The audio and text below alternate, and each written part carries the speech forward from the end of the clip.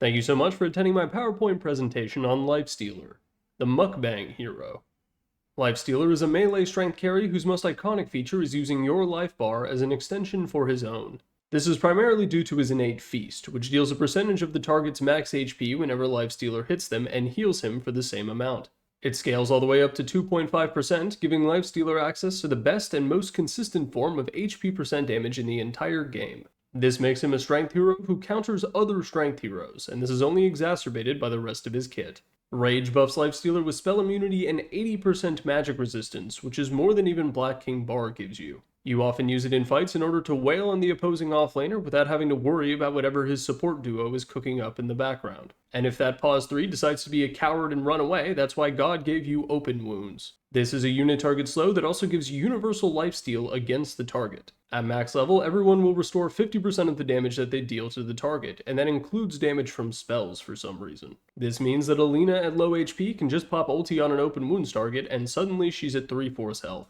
Open Wounds used to be one of Lifestealer's 2 passives, but sadly the only passive that remains is Ghoul Frenzy. This ability grants a massive amount of attack speed and a pathetic amount of movement speed. It has no active component and doesn't provide anything beyond just those raw stats, so naturally you'll be maxing it first. Finally, you have Infest, one of the funniest ultimates in the entire game. This ability allows you to reverse war yourself into either an allied hero or a creep. Assuming the unit you entered isn't already controlled by another human player, you'll be able to control it yourself. This means that you can hop inside of a Centaur Conqueror, waddle over to the pause 4, stomp, hop out of it, and leave without explaining yourself whatsoever. Lifestealer currently has 2 facets, the first of which is Flesh Feast. This ability increases the amount of permanent max HP Lifestealer gains whenever he kills a hero, and refreshes the cooldown of open wounds whenever you kill the target. However, my recommendation is his second facet, Gore Storm. This ability makes it so that whenever you hop out of the creep you're infested in, it will create a magic damage nuke that deals 30% of that creep's HP to any enemy nearby units. It also allows you to infest ancient creeps, which, combined with the bonus HP they gain from infest, allows you to instantly kill enemy heroes at 7 minutes into the game.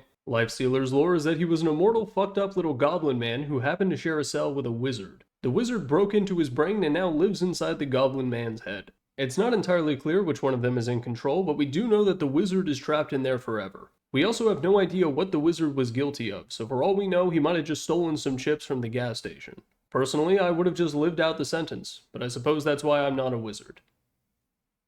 Now, I left out a lot of the details about Infest in the previous slide, and that's because I want to talk about it here. Infest is one of my favorite ultimates in the entire game, and it adds a ton of spice to what would otherwise be a pretty boring hero. It's a very simple ability that winds up acting like a Swiss Army knife, giving the hero access to a bunch of funny mechanics and ideas. The most obvious idea is just using it as an initiation tool. Hop inside of a satyr, run up to the enemy heroes, cast your Hadouken, pop out and start the fight. But that's thinking small, because you can use the bonus stats from this ability to do a bunch of funny things. Now, if you're not doing Gorestorm shenanigans with a conveniently placed ancient camp near the safe lane, your first cast of Infest most games is going to be used to get the hell out of dodge. Being able to jump inside of a creep and run away at a boosted move speed with a higher HP pool while also healing yourself the entire time makes Lifestealer a very difficult gank, and even if they kill the creep, that's what you have Rage for. When you use Infest on allied heroes, the bonus HP is delivered as one giant shot of healing. You don't have to stay inside them for any length of time. You probably want to stay inside them for a while because the reason you cast Infest is because you were at 11% HP and you had to scream on your microphone for an allied hero to get close to you.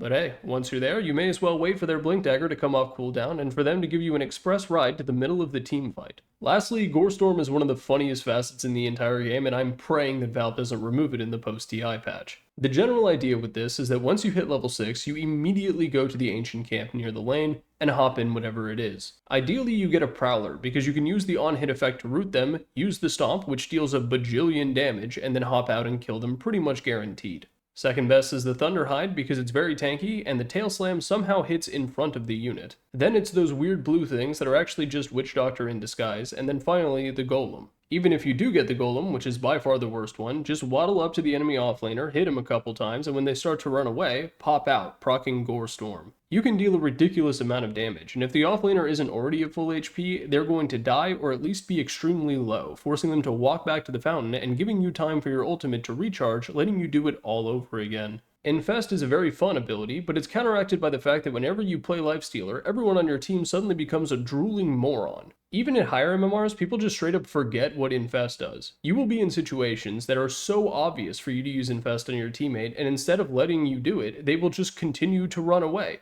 You'll both be on low HP, you'll be running away, a Lich ulti's coming at you, about to bounce between and kill you both, and you'll be screaming at them in voice chat to let you infest, and they just won't do it.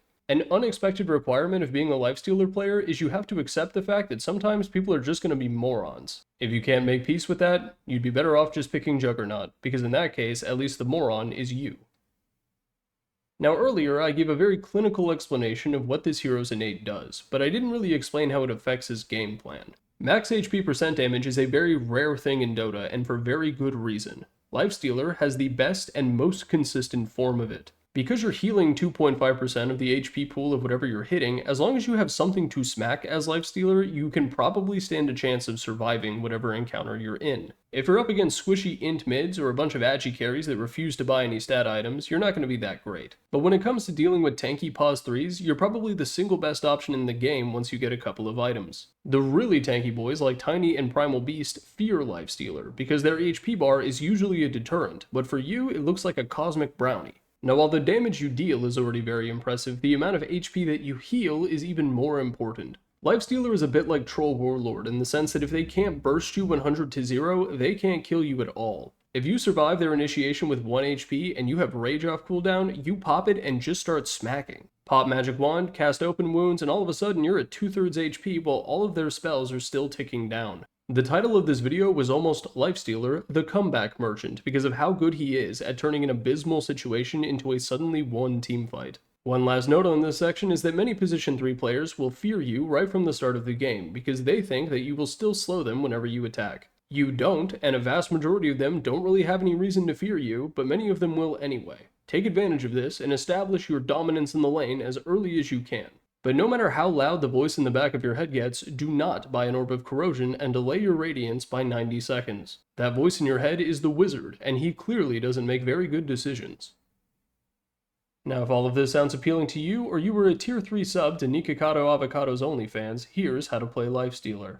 You're going to be queuing up Phase Boots and Irradiance, and your first mission is to master the Smack and Skedaddle. If you're familiar with the Sniper Shuffle, think of this as the melee version of that. Whenever the pause 3 or maybe even the support walks up, just smack him a couple times. Let him know that you're not afraid. You'll take a little bit of damage in return, but note that you're going to be healing that damage back with every single right click thanks to your innate. You're not exactly an amazing kill threat, but you do have open wounds in case your position 5 gets a little hot to trot. Throw open wounds on them, pop rage if you have to, and just try to get as much damage as you can. But remember that your goal here is to survive and let the position 3 know his place on the totem pole. Lifestealer actually doesn't really start the game very tanky at all, so diving tower can be a dubious proposition. Just get kills that are easy enough and focus on getting as much farm as you can. Now Finisher Bracer, grab a magic wand if you need, and thus begins the long road to Radiance. This period of time between your phase boost and your Sacred Relic is the most vulnerable point in the game, because you don't have the attack speed to sustain yourself with Feast, and you probably only have 1 point in Rage.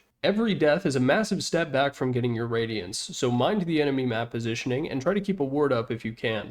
Eventually, you want to start pushing the wave, then going to the medium camp, farming it, going to the small camp, pulling, resetting the wave, general carry stuff. Now remember that whenever you pick this hero, everyone on your team becomes a moron, so once you do have your Radiance, they're going to tell you to start using it to fight. You don't want to do that, but you can reward their request in a sort of monkey's paw way. Instead of proactively moving with your team, grouping up for the smoke, infesting in your offlaner, or anything like that, you're going to wait for your mid laner to get dived. When this happens, you're going to TP in, use Infest on them, save their life, and then take the kill, which was already at 200 HP by the time you got there. Congratulations, you are now fighting early with your Radiance, and your mid laner, for some reason, loves you. Now aside from those shenanigans, you're going to be progressing down a pretty simple item path. You're going to want a Yasha because it compounds with the other forms of percentage-based movement speed thanks to your passive and phase boots. But if the enemy team has something that you obviously need to dispel, go for a Manta instead. You'll probably get a Sanch in some form later on. Your options open up quite a bit after that, but I still think that an Aghanim Scepter is the best way to go.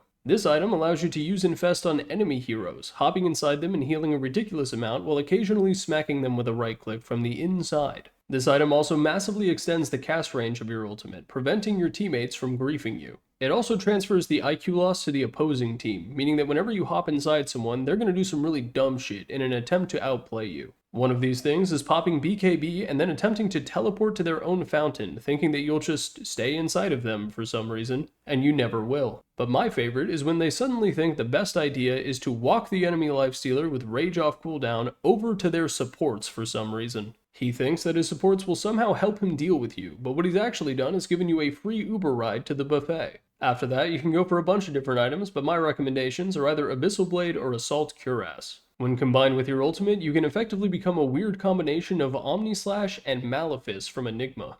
AC lets you hit towers and also does a lot of work for your team if you're up against something like a Drow Ranger. After that, just go whatever you need. Daedalus is really good for damage, Scotty if you need the anti-heal, Bloodthorn can be a nice pickup, it gives a lot of attack speed which you scale quite well with, and then the Silence active is also very useful. Just keep in mind that when the late game comes around, whenever you are hitting something, you effectively become immortal, so just focus on anything that will keep you alive or put you in a position to keep smacking them. I wrote a little bit about how Juggernaut and Lifestealer mirror each other in interesting ways. Feel free to read it if you like. Now if you're tired of losing to this guy, or you're one of those people who forces their pet to become a vegan, here's how to beat Lifestealer. The first and easiest option is to just beat him at his own game. There's a bunch of heroes that can all man-fight unfairly. Think CK, Ursa, Troll Warlord, etc. In many scenarios, those heroes can use their weird advantages to out-man-fight a hero designed to beat everyone in man-fights, but oftentimes, in real situations, you're gonna need some help from your team. That's where Plan B comes in, which is BKB piercing CC and chain stuns. Anything that can pierce BKB and keep him still, preventing him from snacking on your offlaner, think Fiend's Grip or Black Hole, is a really good idea against LS. Alternatively, starting off with a Hex either from a Scythe of Ice, a Lion, or a Shadow Shaman can be really powerful, as you can use that to lead into the rest of your CC. Finally, aside from the constant trickle of magic damage from Radiance or the occasional rogue Battle Fury, Lifestealer is not that good at dealing with multiple targets. He really wants to just sink his teeth into one juicy dude and go to town, so if you have anything that can drown him in targets, especially illusion-based, he's going to struggle. Naga Siren and Phantom Lancer are obvious, but my personal favorite pick against Lifestealer is actually CK. Not only does he have a stun to help keep the chain stun going, and multiple targets to confuse the Lifestealer, but he has the facet that can make his W randomly apply a break, silence, or disarm. Usually whenever you're using that facet, you're going to roll something completely useless, but against Lifestealer, all three of them are really good. As far as items go, Abyssal Blade pierces BKB and anti-heal. The aura from Shiva's Guard will actually still reduce his healing even when he's inside of a teammate, which implies that there's a bit of a draft down there. Oh, and speaking of that, I forgot to list him, but Razor. Static Link will still persist on Lifestealer even when he's infested. We can only hope that the link is like going down the mouth or something. The alternative is just it's going down the mouth.